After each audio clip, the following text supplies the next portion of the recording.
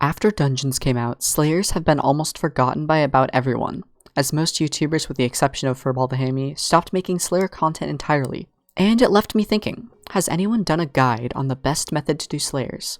Perhaps there are items that we haven't tested that could be more useful, or maybe just go over the optimal way in general to take out these sturdy Slayer bosses. This will be a guide for the fastest and most optimal way to defeat every tier 4 Slayer to maximize drop chances, as well as defeat each Slayer boss quickly as possible.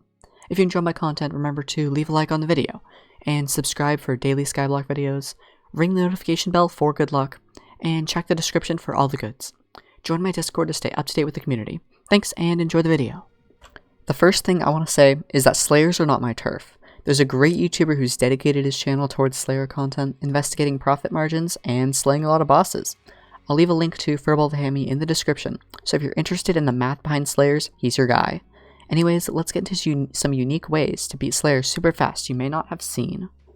Let's first talk about Tarantula Broodfathers.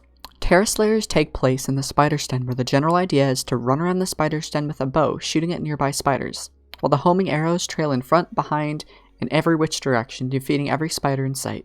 Eventually, someone with arachnophobia's worst fear comes true as a spider boss starts ruthlessly attacking you.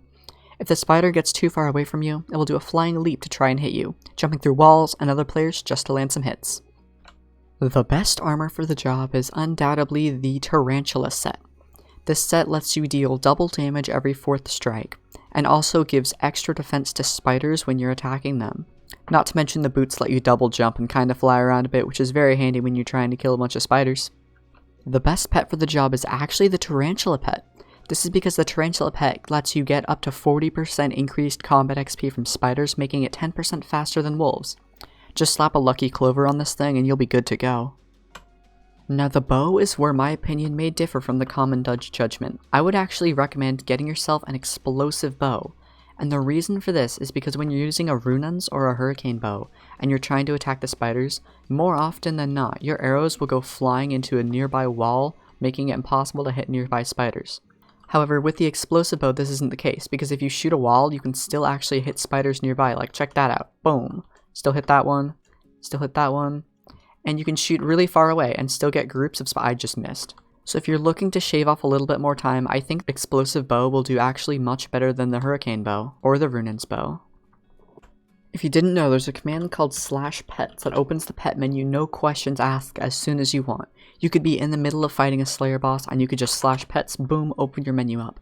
This is useful for wanting to swap pets mid-boss fight to swap to a magic find pet such as Dragon or Black Cat. So whenever you pretty much ring Maddox up, you can do /pets, click on your Tarantula pet, answer it, start your Slayer quest, and then as soon as the boss has its little spawn animation, just /pets your way back to your Dragon or your Black Cat for more magic find. And of course, the best weapon for the job in slaying the boss is going to be the thick scorpion foil. You can pick this up from the auction house, not for 42 million coins, that's not right. You can pick it up for a lot less, maybe 2 or 3 million coins, assuming it has the thick modifier from the wood thing, I'm forgetting what it's called. But it deals 250% damage to spiders, and if you like block, you can heal, and then you deal extra damage when you remove all 4 of the block tickers, which is really, really handy. You can kill the Slayer boss in a matter of seconds. Next up is Sven Packmaster. Head on over to the ruins in the hub for this one. The idea is to explode as many dogs as possible with your explosive bow, and eventually, the big dog tries to eat you, so you whack him with your sword in some water, because he can't swim very well, and you'll take him out. This fight took so long because I didn't have my pet equipped. The main armor you'll see people using is the Mastiff armor. This is because you get 50 health for every 1 crit damage you have, making you have pretty much 20,000 raw health but 0 defense. This is because Sven Packmaster does a lot of true damage, and this is the best way to avoid it. They will also be using a Shaman sword because it deals more damage to wolves. Alternatively, you'll see more of the sweaty players be using full superior, an aspect of the dragons, or Midas sword depending if they have a dragon pet or not, or a pooch sword because this is the optimal setup for slaying Svens as fast as possible, but it's far riskier since you'll take plenty of damage when attacking Sven. The best pet for the job is undoubtedly the legendary wolf pet. It boosts your combat XP by up to 30%, making Slayers go by 30% faster. You also get a little bit more crit damage when you have nearby wolves, and you take significantly less damage from wolves. You also gain up to, I believe, 10 true defense, which is really, really good when fighting Sven because of the true damage attacks it deals. Ideally, you'll want to fight Sven Packmaster in water. This is because you have a lot more mobility in water when you have Depth Strider 3, and Sven moves much slower in the water, making it very easy to combo him. The pups also completely drown in the water and become useless, so that's really good. Here's the first pawn you should be fighting Sven in. This is the preferred one because it's much bigger. The second one is actually inside the castle, so if you go in here and you drop down, there's a secondary pawn here, which is the one I sometimes use because there's an old wolf right here, and those give more combat XP than the regular wolves, meaning the boss usually spawns faster.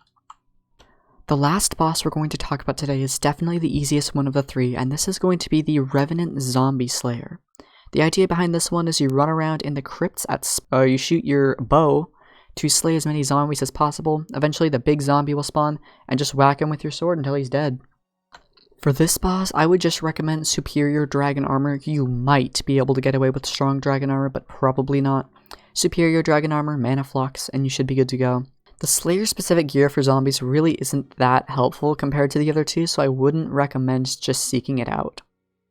The ideal weapon choice is undoubtedly the Reaper Falcon, and this is because you deal 200% damage from zombies, and when you're holding the sword, you take 20% less damage, not to mention the small buff of lifesteal and the great mana it gives when holding. This sword will definitely whip through any zombie slayer you do, no problem.